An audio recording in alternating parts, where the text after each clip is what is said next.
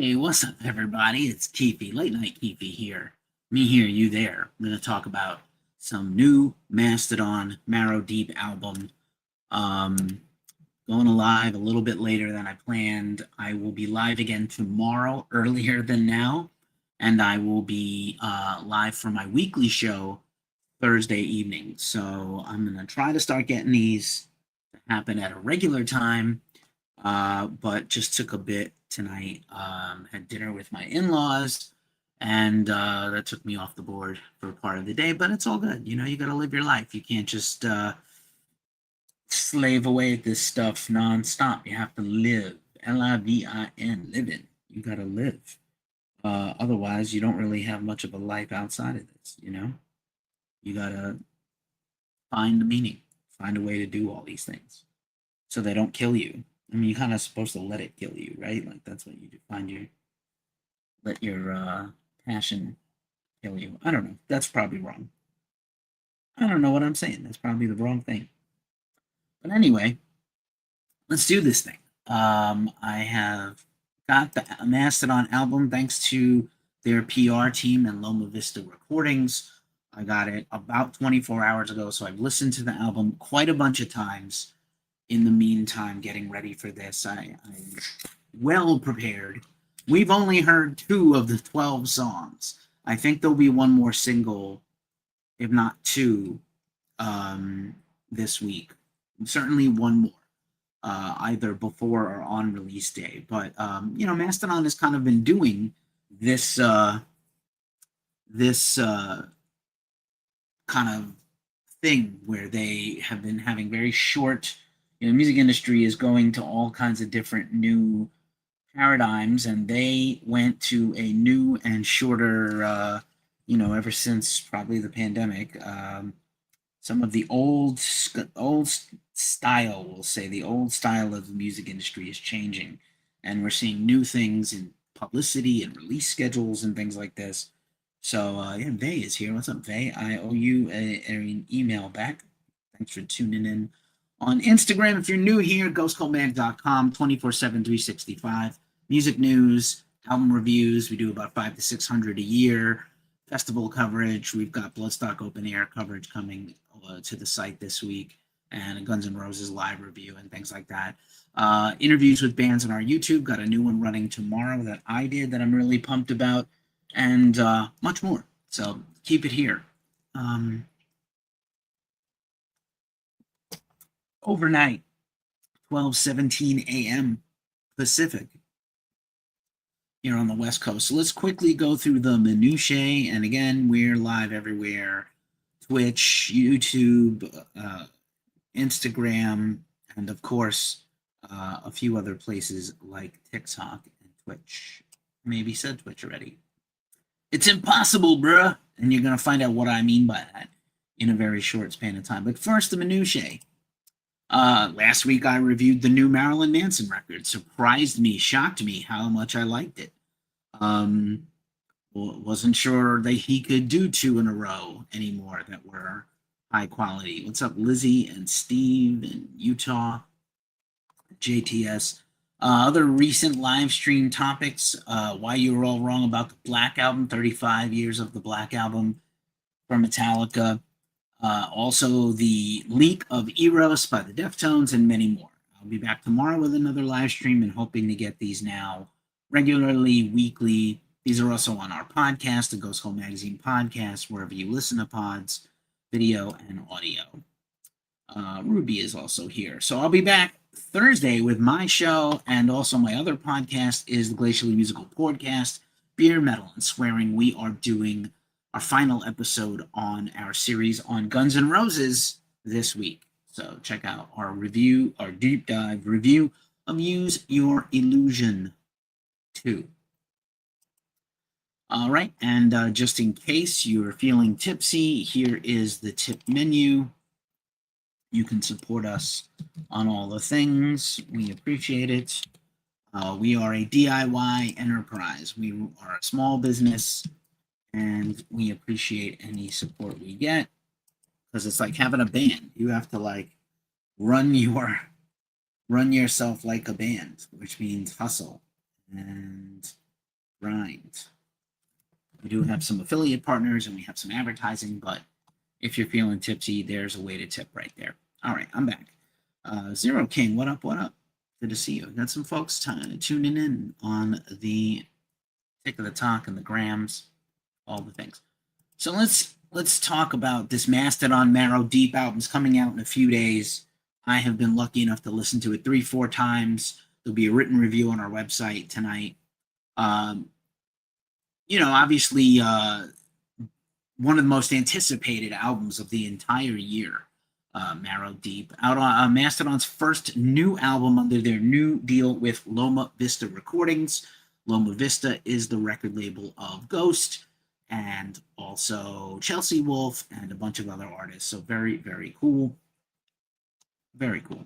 So let's talk. Thanks for being here, Sebastian. Thanks for being here, Herlin and Beridun, if I said that right. And, for 25 years, Mastodon was these four guys: Bill Kelleher, Troy Sanders, Brand Dollar, and, of course, Brent Hines, Dirty B. Brent Hines passed away last year. This whole album is a tribute to Brent, as well as Brand Dollar's mother that passed away during the making and writing of this album. It seems like there's been a lot of tragedy in the lives of the Mastodon members, not just this obvious looming presence of Brent throughout the record, which I'll talk about as I go through the track by track. They didn't necessarily try to copy themselves with him, but obviously they sound like they sound because they still have three of the principal songwriters. And I think there are some subtle differences as well as some interesting similarities in their new arrangements and lead work and things like that Brent used to bring to the band. But 25 years, he was kind of separating himself from them by all accounts. The split was very acrimonious, and then he passed last summer. And it was rough, man. It's still rough for me. It just passed the 1 year mark. Literally, this album is coming out almost a year after he died. And they were already working on this record, and he basically didn't contribute much to the last two, by all accounts, not motivated or interested in whatever direction they were going in. And, Brent has, famously used to say, I'm not into metal, I'm not a metalhead, I'm not a typical metalhead, and these things don't appeal to me. So I think, that's something to consider. But I think that mix of these four songwriters, these four guys, is what made the band as special as it has been and continues to be. So yeah, man, rip to Brent. We had a very nice memorial piece about Brent when he passed, written by Will Safer, who I believe is from Atlanta originally and knew Brent and the Masto guys. So super interesting. What's up, Jasinski and Killbilly, Blue Jean Baby? Nice screen name. If you got a cool screen name, I'm very likely to shout you out sometime. Anyway, so yeah, cool picture here. That picture was by Kim Moran, and this picture is by Kim Hansen Photography. We covered Mastodon. I've covered Mastodon a lot in my career as a journalist, even before Ghost Cult and before working and owning Ghost Cult or co-owning Ghost Cult now. My previous website was very closely aligned with Mastodon releases, the two that happened before I joined Ghost Cult as a music journalist. So, my career in music journalism kind of mirrors Mastodon's a little bit. And also, just interestingly, I saw Mastodon live before they were really big. But between what became the Workhorse Chronicles, aka Call of the Mastodon, which you can find on vinyl and watch on YouTube, and Remission, their debut album, they toured the US, and I got to see them at Castle Heights in Queens, New York. It's a defunct heavy metal club that was tremendous and amazing, and I spent a lot of time there as a musician and a fan. But yeah, Brent passed away in 2025, and so he is casting a large shadow over them, as you would expect. I know some of the fans, we'll talk about this maybe in tomorrow night's live stream, at what point should bands rebrand and or not continue if a key member passes away or leaves or quits or whatever.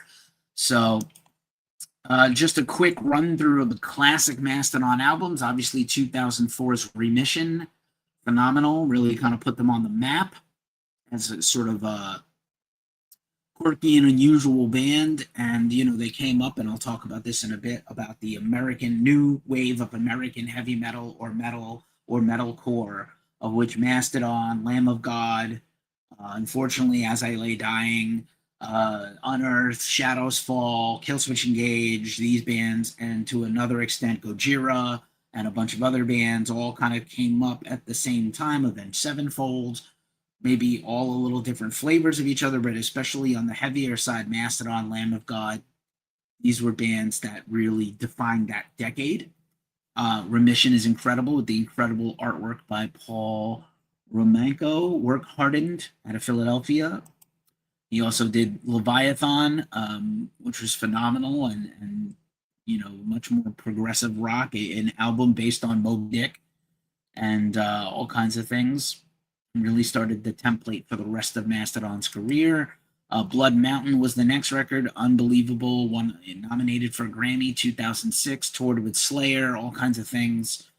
Signed to Reprise Records from Relapse Records, and they have been on Warner Reprise until this new album. So I think that is super interesting. And then, of course, the big one, Crack the Sky. This is my favorite album this century. I know that sounds horrible to say out loud, but this is my favorite record of the century. I love this record. Tool Lateralis and Fear Inoculum, also Machine Head the Blackening, and a few other things. Gojira, Magma, and L'Enfant Sauvage, and things like that are, Lamb of God records. These are my favorite records of this, 25, 26 years. Crack the Sky had a 15th anniversary a couple of years ago, but officially put out a new version of it a year and a half ago.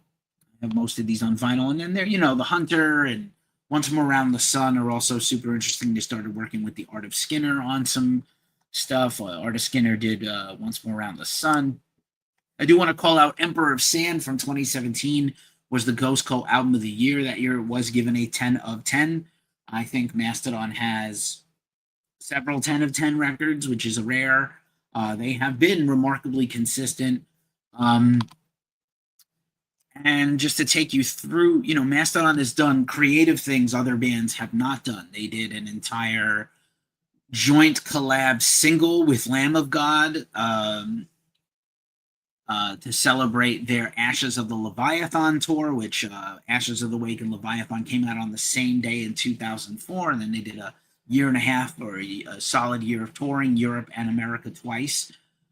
And as well as festivals and things like that, where they played, toured together and played with each other during the pandemic. Mastodon, during the live stream era, one of the best and most high quality live stream events ever. Not just the stream itself, but the uniqueness was Mastodon played acoustically at the Georgia Aquarium in Atlanta, which I have been to. It's incredible and worth visiting. And I'd love to see this come out on vinyl for Record Store Day or something. I'm sure there's a high quality video and recording. Could be about the rights or the licensing or the permissions, but I would love to see this come out someday on vinyl. Mastodon, I'm going to talk later in the show about their touring. They were really, because they've been managed by the same management as Slayer and Ghost, and Gojira, they had this kind of rise in their career that enabled them to do things that other bands have not done and could not do. What's up, Hawkeye is here, and Greg Bovino, welcome back. Doolins KP is here. So, they've done things other bands haven't done. I remember seeing the Black Diamond Sky tour, which was Alice in Chains' first tour back. Thanks, Hawkeye. I appreciate the likes and the badge and stuff. I'm very much appreciated. Again, if anybody who follows us during these live streams, I will follow you back. But Mastodon has been the band that has toured with, Ghost in a national tour before anyone else, Deftones, Zeal and Order, Baroness, Gojira, Lamb of God, Clutch. So, so many peers and partners of theirs. Super interesting stuff. And of course, as I was mentioning, their management, Rick Sales management. Rick was the former tour manager for Slayer, who became their manager. Nick Johns, who passed away a while back. They made an entire. They played at his funeral. They played "Stairway to Heaven," and they put this out as a double single, "Stairway to Nick." And I mean, not every band, "Stairway to Heaven" is like the most overplayed Led Zeppelin song, but it is fitting that they did it. It was Nick's, favorite song. He always wanted them to do it. They did it for his funeral. There are some very interesting Zeppelin comparisons on this new Mastodon record that I think will surprise people. And Hushed and Grim was their last record a few years ago. A very large undertaking to do. It's not quite a double album, but it's expansive. And super interesting record for sure. Maybe not as many bangers, but definitely heavy where it needed to be heavy, and strong where it needed to be strong, and a lot of light and shade, speaking of Zeppelin. And that brings us to today. Just two other things for context about this interview. I had recent interviews with both Brand Dollar this year that ran for King Ultra Mega, which is the Soundgarden tribute, which was incredible, and Braun's contribution to that. Eventually, that will be a full album. And then also, I interviewed Core Adams from Braun's side band Arcadia, and Core Adams is a longtime associate of Brand, and he was saying both Brand kind of talked about the loss of his mother and Brent, and how that was going to affect Mastodon music. We briefly touched on it, but also Core was saying in my interview with him, because Zhao from their band, the new keyboard player who is now a permanent member of Mastodon, very interestingly, he was saying that guy's the secret weapon. He was on Arcadia, and also like a full member of Mastodon, and Core had heard the early versions of songs that are on the new record, and so he was like, this guy's the secret sauce. Wait till you hear what he did with this record. So super, super interesting. Appreciate everybody watching on the tube of you. Thank you so much for being here tonight. And then so this takes us to Mastodon in 2026 with the new lineup, and let's just quickly go Mastodon by the numbers, which I love doing these. Thanks, shout out to my partner Omar for making these graphics for me. Mastodon by the numbers, formed it says 2020, formed in 2000, contains two members of Today Is the Day. And so Today Is the Day is the band, the sort of noise grind band led by Steve Austin. And Braun and Bill were living and are from upstate New York, kind of the Catskills area. And Steve kind of recruited them to be in the third lineup of the band. And it was super interesting. They went to Nashville, where Steve was based at the time, and went on to record there. And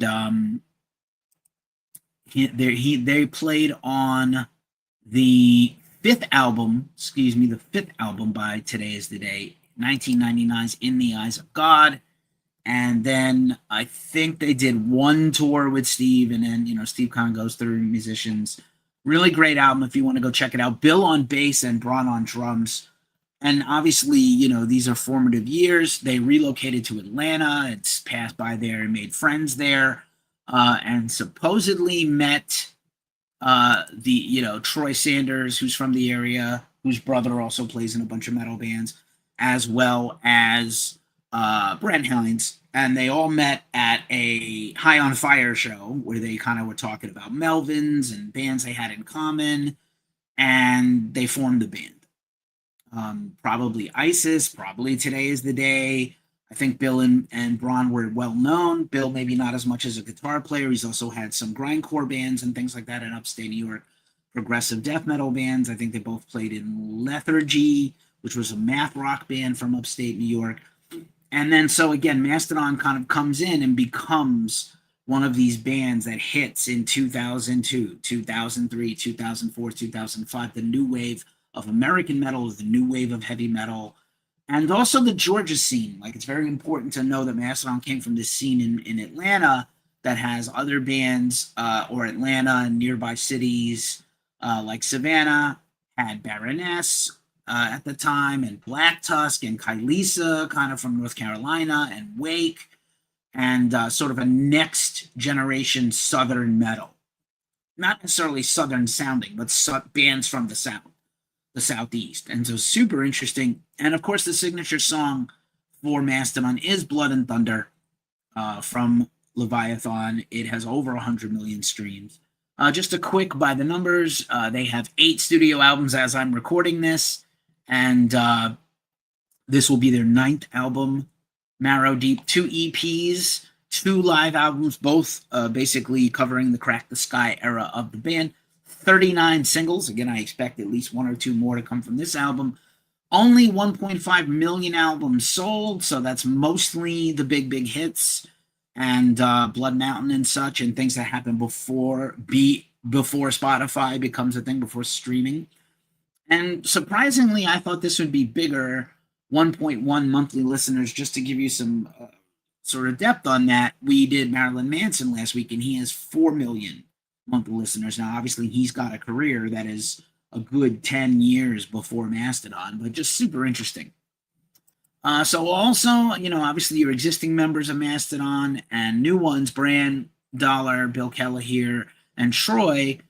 And then so Zhao Nogueira and Nick Johnston are your new members, and they are full members of the band. I think they're younger than the other guys. They're hungry. I think there's been a lot of discussion about, again, Brent not wanting to be in the band anymore, and not wanting to go in whatever musical direction they were going. What's up, More to Scald? Thanks for being here.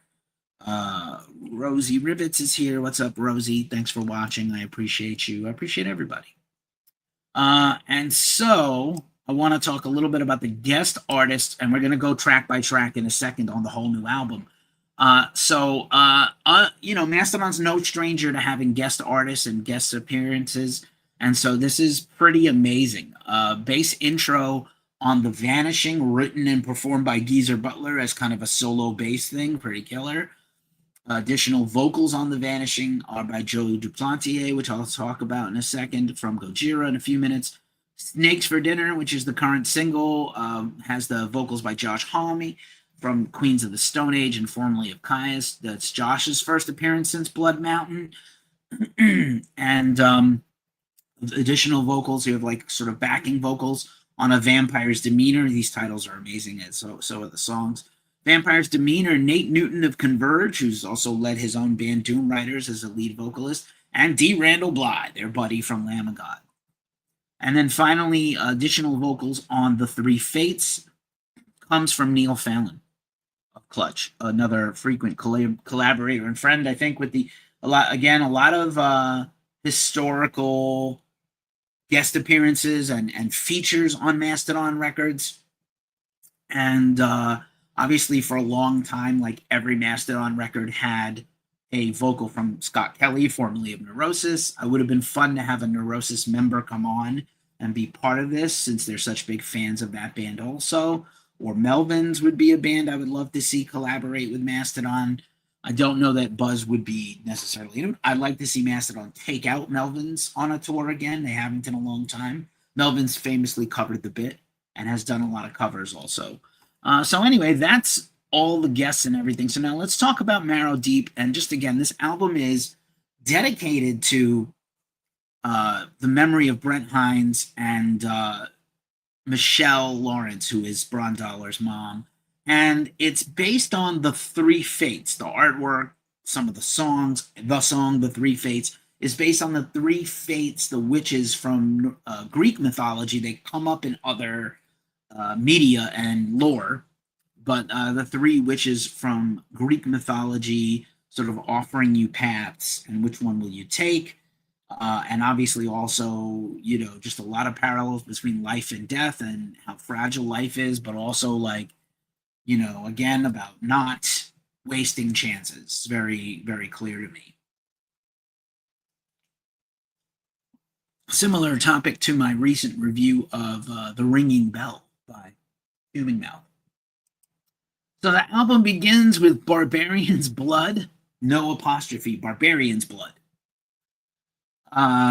Featuring Ben Keller of Converge. The album was co-produced, by the way, by Kurt Ballou and the band and another producer. but Ben adds additional drums.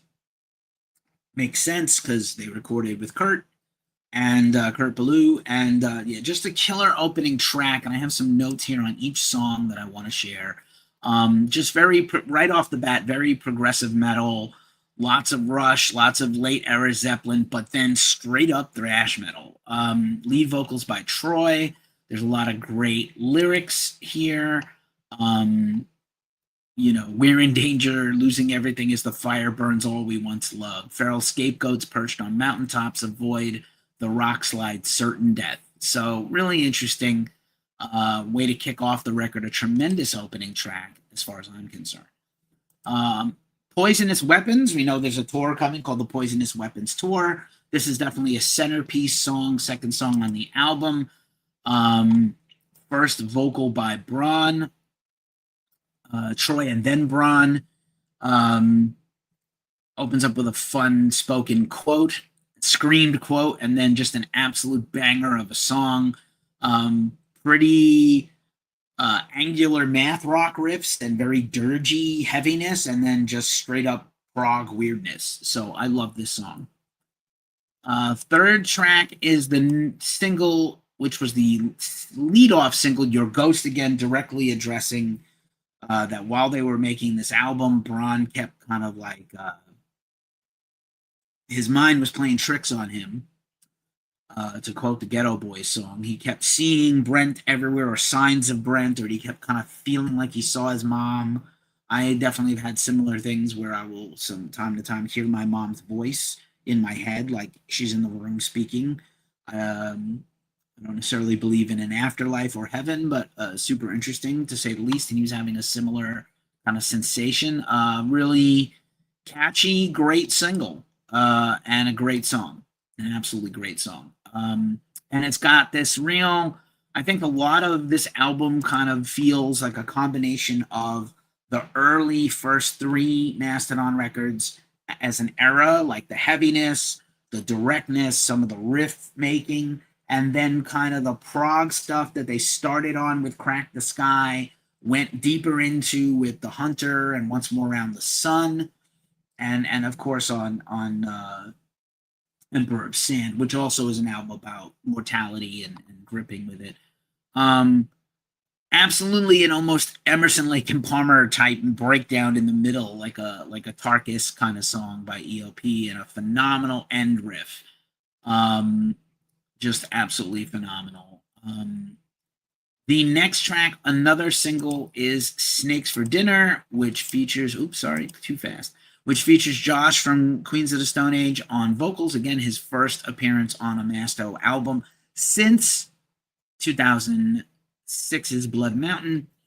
Snakes for Dinner, killer song, super awesome songwriting, progressive thrash metal, basically, and a great outro that kind of sounds like Queens or Caius. Honestly, like it's got that beautiful sing-songy Josh vocal.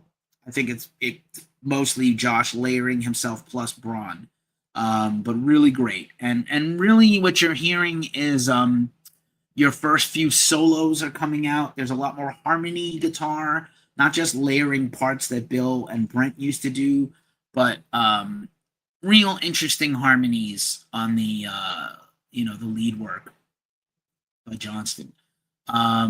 Next track is Out Like a Lamb, for the cliche March comes in like a lion and goes out like a lamb. I think it also has to do with the death of his mom. It's the only lead part on the record that kind of sounds like they were channeling Brent on purpose. Like, let's do a Brent type of part. I don't want to say, he certainly had a distinctive and interesting tone. I mean, the band plays, through like orange amps and probably Les Paul type guitars and things like that. So Brent had a very singular lead tone that was dialed in this, just an absolute banger of a song by Troy, super heavy, and again, another progressive metal song. The next track is In the Ruins, yet another solo, another single. In the Ruins is got very Crack the Sky, Blood Mountain, prog DNA and Troy and Braun kind of trading lyrics, and then again you get this like very middle era Thin Lizzy, late era Led Zeppelin, Physical Graffiti presence type of guitar work, and just a brutal, heavy ending. What's up, DRA? What's up, E Love? What's up, John? Thanks for being here, Cheryl, Sylvia. Appreciate you. So, anyhow, the next track, and again, we've only heard like 3 of these 12 songs, or 8, 10 of these 12 songs have really been released yet. They're Coming for You, very ominous title, is the next track, number 7. Again, very prog metal, Troy and Braun trading vocal parts, and really, well composed. Most of these songs are about the 5-minute mark, a few shorter, a few longer, and none of them are feel like they're overstaying. They're all interesting with cool parts that don't feel like tacked on. They felt like they helped enhance the songs, not made them worse, which is always my thing. And I believe this record is coming on 4 LPs, 2 LPs, 4 sides. So the 8th track is Golden Spires, very cool imagery, just crazy amounts of riffs, just angular math and progressive rock riffs, thrash metal, progressive rock, hard rock, even a little grunge. I think some interesting stuff on hey, the Tiger's Queen, what's up? I think some of the interesting guitar work on Golden Spires, there's like some grungy choruses, like Not Out of Place on Alice in Chains or Soundgarden, not so the sadder stuff but by those 2 bands, but just by comparison, like heavy but tuneful. Also a wildly executed key change halfway through the song that I think will catch people off guard and enhances, again, the listening experience. 4 tracks to go. Moth and Bone is your next song. Moth and Bone kind of starts off like Pink Floyd, Dark Side of the Moon, Wish You Were Here, Genesis, Emerson, Lake and Palmer, Jethro Tull, Prog. Again, kind of a grungy verse chorus change, like Days of the New, maybe even sort of Alice in Chains Unplugged. And then there's like a wild jazz fusion part that kind of sounds like Jeff Beck, who I've been reading a lot about in the new Jeff Beck biography. Really interesting, cool. Moth and Bone kind of has the DNA a little bit of Hushed and Grim type stuff. What's up, Jake? What's up, everybody that's here? Uno Dos, Michael, Jeep Dad. Thanks for being here. Also, next track, A Vampire's Demeanor. Brilliant song, brilliant title. Vampire's Demeanor is definitely one of the best songs on here. Very like hard rock, transmuting into heavy metal. And very Blood and Thunderish with like a really heavy riff and tremendous backing vocals here by D. Randall Bly of Lamb of God and Nate Newton from Converge. Really cool. Nate's got a fantastic voice. He sings some backup on some songs by Converge, and obviously, again, I mentioned he has his Doom Writers band. Toxic Youth is checking in from Facebook. What's up, Toxic Youth? We're here just talking about the new Mastodon record, a little track-by-track review here a couple of days before it drops, so you can inform your purchasing power. The Vanishing is just another incredible song. I kind of hope it's a single. Amazing. Again, that intro solo composed and played by Geezer Butler. It sounds like Geezer Butler. He's basically retired from touring, and I don't know if he's going to make any more albums, but really cool for Geezer to be popping up on a Mastodon record, kind of passing the torch to these guys. And then the bass line of the rest of the song by Troy is incredible. It sounds, I'm sure when they were writing this song, it felt like a little Sabbathy to them, and it's got like a really great moving bass line by Troy Sanders, and great vocals toward the end by Joe Duplantier from Gojira. Just really incredible, very Zeppelin-ish, very sad, obviously about death. Almost a bit of an R&B vocal 3/4 of the way through the song by Braun. It kind of sounds like maybe even like a harmonized Earth, Wind, and Fire. Crack the Sky vibes, the Hunter vibes, incredible guitar solo, very bluesy and mournful. And again, a tremendous, tremendous ending of a track on The Vanishing. Unbelievable song.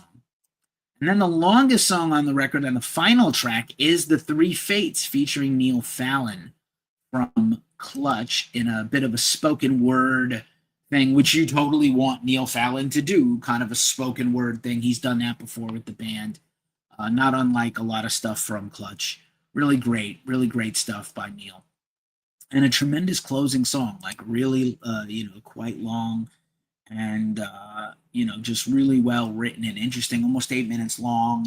It's sort of I feel like maybe it makes a suite of songs between The Vanishing and The Three Fates. Would be almost about 15 minutes of music right there, and A Vampire's Demeanor. There, we talk a lot on the Glacially Musical podcast about the soft underbelly of a record, and this one doesn't really have one. So I'm gonna go 9 out of 10 on this record. I have to be honest. Like Mastodon has Crack the Sky and Emperor Sand and Remission and Leviathan and Blood Mountain, which are all like mostly 9s and 10s. And then some of their other records, they're really no weak ones, just ones that I prefer over other ones. And this record is so strong. I understand that there's a lot of feelings around this band right now, and the Mastodon in the Room video, kind of talking openly about mourning Brent publicly, wasn't received really well, as you could imagine. So whatever you feel about the band, they had a lot riding on this record. This is a tremendous cathartic experience to listen to this. I really love this record, and I think you will too. And of course, we know that Mastodon is embarking on the Poisonous Weapons tour with Deaf Heaven and Alcest, two bands. Alcest kind of along the same timeline as Mastodon. Deaf Heaven sprouting up around this, similar 2004, 2006, and has become a huge band. They're on Roadrunner for their last record, and should be a great tour. I'm hoping we get to cover the tour along the lines, and just really, really excited for whatever's coming next for them. Like I said, I would love to get a live Unplugged at the Aquarium for Record Store Day. It'd be interesting to see this. They've done so many tours with Lamb of God and Gojira and Opeth. I think it would be really fun to have them do kind of a career spanning set at some point, where they can,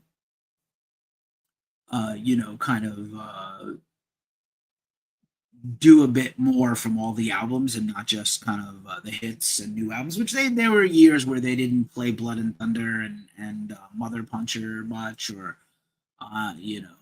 things like that. So just keep in mind and just putting it out there in the universe, Mastodon, maybe another live album at some point with this new lineup and new things.